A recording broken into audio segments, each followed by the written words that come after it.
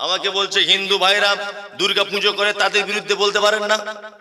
হিন্দু ভাইরা কালী পুজো করে, আপনি তাদের বিরুদ্ধে বলতে পারেন না? আরে হিন্দু ভাই তো জন্মসূত্রের স্বীকৃতি প্রদান করেছে যে আমি একজন হিন্দু। খ্রিস্টান সে জন্মসূত্রের স্বীকৃতি প্রদান করেছে আমি একজন খ্রিস্টান। বৌদ্ধ জন্মসূত্রের স্বীকৃতি প্রদান করেছে যে আমি একজন বৌদ্ধ। ইহুদি জন্মসূত্রের স্বীকৃতি প্রদান করেছে আমি একজন ইহুদি।